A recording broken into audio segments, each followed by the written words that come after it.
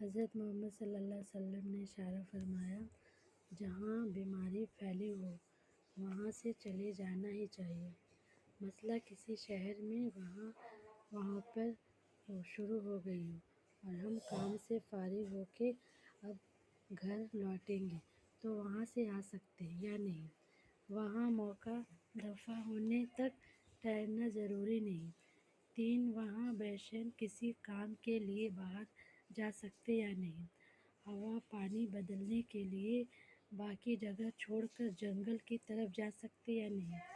وہاں اور اندرونی جگہ سے اس خیال سے اور ایسے ادھر سے بھاگنا گناہ ہے، اس سے ہم بیماری اور موت سے بیچ سے جائیں گے، ورنہ ہم بیماری میں پھٹ کر مر جائیں گے۔ ناجائز اور سخت گناہ ہے۔ کام موت اپنے وقت اور خدا کے حکم کے بغیر نہیں آتی، اور وقت اگر آیا تو ٹل بھی نہیں سکتا۔ حضرت محمد صلی اللہ علیہ وسلم نے اشارہ فرمایا کہ زمانے کی بقیت میں عدت تھا کہ جو کوئی بیماری کے پاس بیٹھے اور اس کے ساتھ حضرت محمد صلی اللہ علیہ وسلم نے اشارہ فرمایا کھاتے تو اس کی بیماری اس کو لگ جاتی۔ حضرت عمر رضی اللہ عنہ صلی اللہ علیہ وسلم نے فرمایا کہ ایک بیماری دوسرے کو نہیں لگتی۔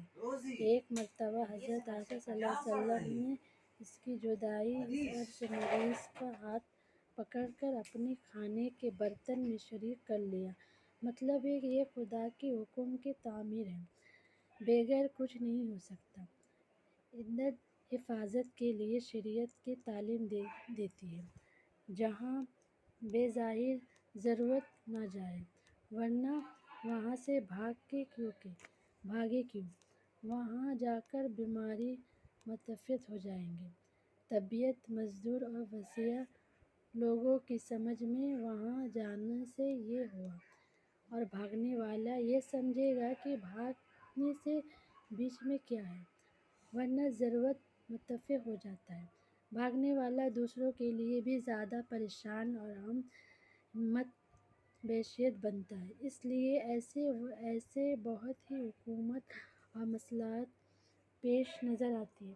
حضرت عمر رضی اللہ صلی اللہ علیہ وسلم نے فرمایا کہ امت کو ہدایت فرمائے، کسی جگہ وہاں پھیلے ہو مت جاؤ، جہاں تم ہو وہاں